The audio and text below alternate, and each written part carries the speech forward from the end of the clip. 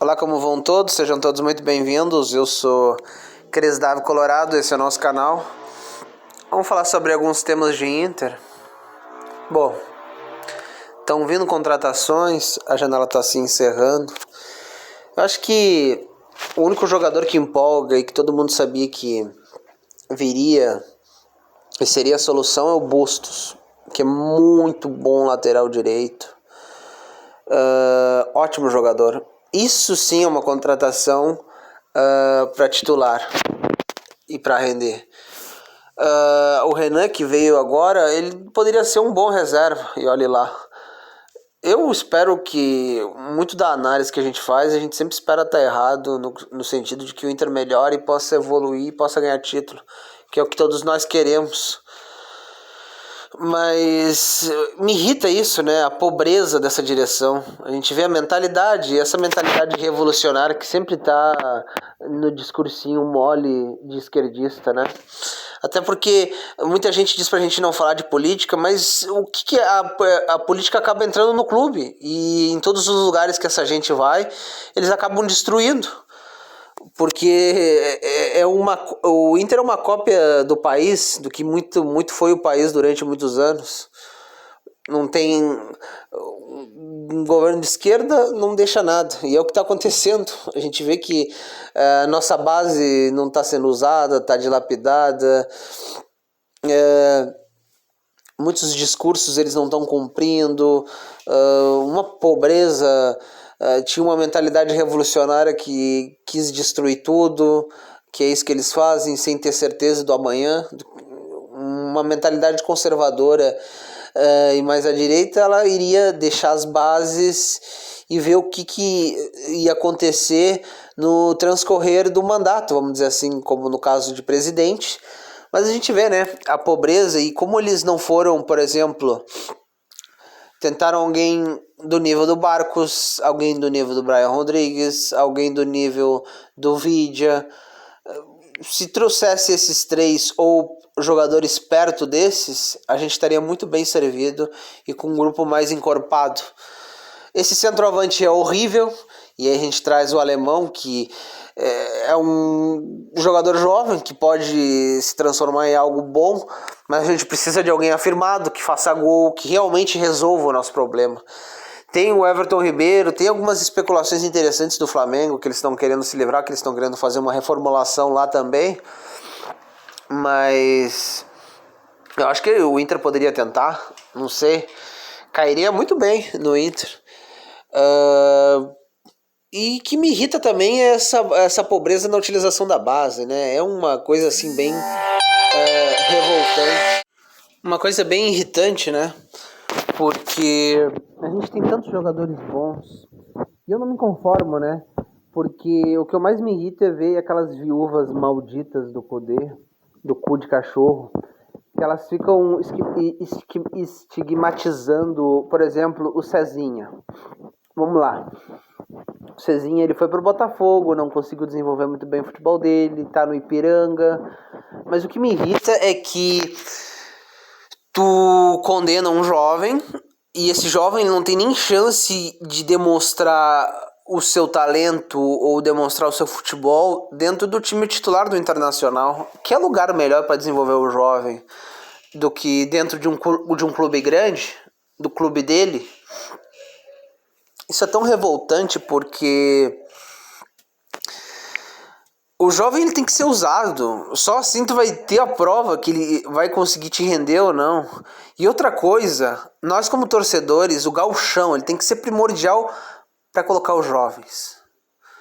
Só se a gente tiver uma campanha desastrosa rumo ao rebaixamento, de repente, daí tu coloca os titulares, jogadores mais experientes. Mas num cômbito geral, não joga o gauchão com o time principal. Desenvolve os jovens. Para os jovens ficarem cancheiros, para os jovens poderem se desarrojar dentro do início da temporada. É importante para o jovem, o crescimento do jovem. É algo assim muito irritante tu ver um bando de nécio, um bando de torcedor viúva do Kudê e esses outros torcedores que acreditam nesse papinho das viúvas do Kudê, destruindo os nossos jogadores. Sejam os experientes, sejam os jovens. Agora a gente perdeu o Cuesta. Cara, eu me irrito com isso.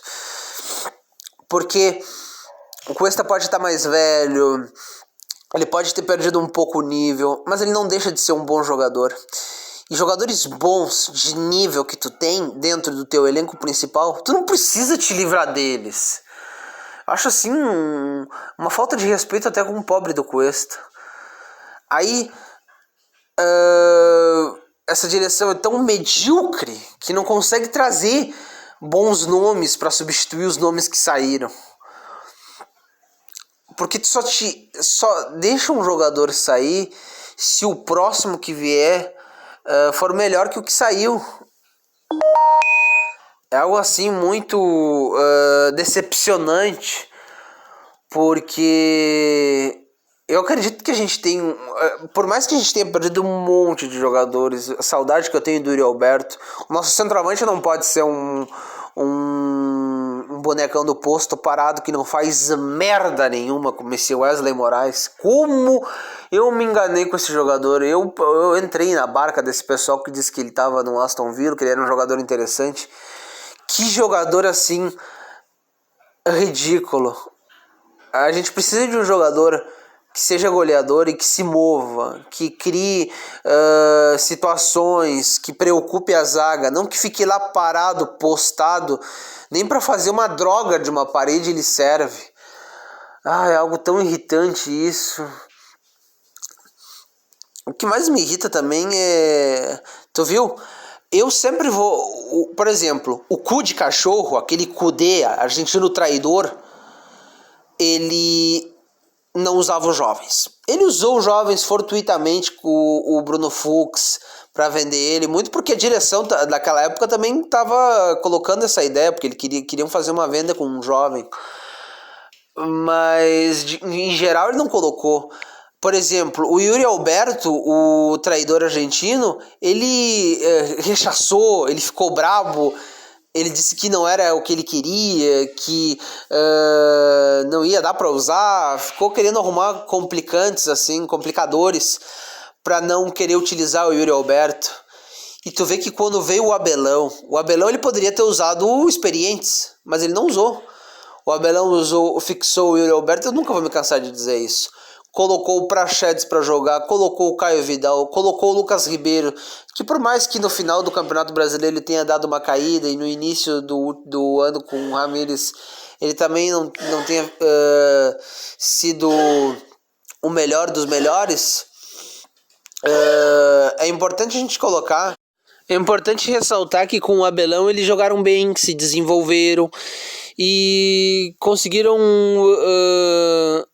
se mostrar para todo mundo, porque foi o Abelão que desenvolveu o Yuri Alberto. Na gestão do Abelão, o Yuri Alberto mostrou um grande futebol, se mostrou ser um jogador muito importante. Então, é isso. O técnico ele tem que fazer o quê? Ele tem que dar uma cara pro time, ele tem que fazer com que seus jogadores se sintam à vontade, que eles comprem a ideia. O técnico é o administrador daquele grupo, é a cabeça, é quem vai conseguir fazer com que aqueles jogadores eles consigam, dentro de uma proposta, de uma forma, se desenvolver dentro dessa equipe e consigam potencializar as suas principais características e tentar diminuir seus erros, aprimorar seus fundamentos, crescer como um todo. Isso o Abelão fez, baita treinador o Abelão, o Odair também fez. Por mais que as viúvas do Kudê, esses detratores malditos, tentem colocar a ideia que o Odair era um retranqueiro medíocre ou coisa do gênero, o Odair ele não tinha nada. Eu acho incrível, né? O Odair tinha vindo da segunda divisão com um grupo muito inferior a respeito do cu de cachorro, do Eduardo Kudê. Então a gente vê que o Eduardo Cudê ficava chorando com o grupo que ele tinha, sendo que ele tinha pelo menos para centroavância, em determinado momento, Abel Hernandes, Thiago Galhardo, Yuri Alberto, Paulo Guerreiro, só para te ver em uma das posições que a gente tinha tantas variáveis. O Odair não tinha nada, e era épocas difíceis, né? Aí a gente vê os vozes do Cudê tentando destruir a direção passada, e eles ficam nesse papinho do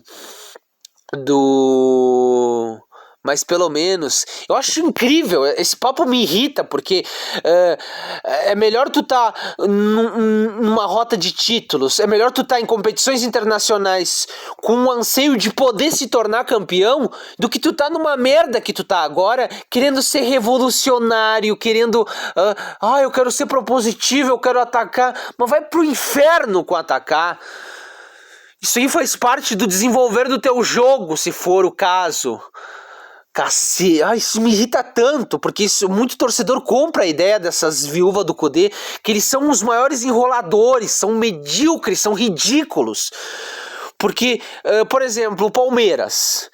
O Palmeiras não é um time do TikTok que te proporciona assim, um futebol espetacular, mas é um time bem treinado, sabe muito bem o que fazer dentro de jogo e tá refinando o seu jogo no desarrojar do técnico deles dentro do Palmeiras.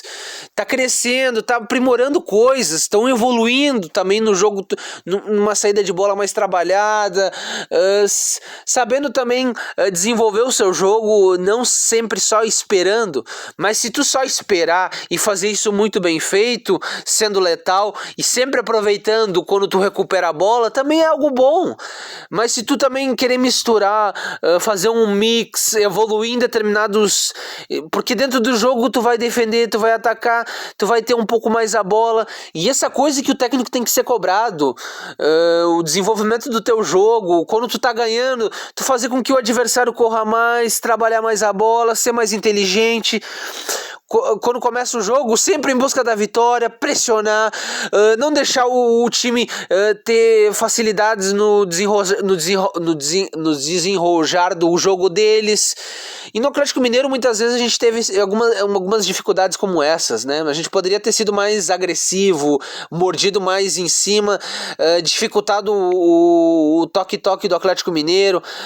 A gente foi melhor no segundo tempo, poderíamos ter empatado e quiçá virado, mas a evolução, eu acho que a gente tem condições de evoluir. Não sei se com o Cacique Medina, eu espero que evolua, mas vamos ver os próximos capítulos.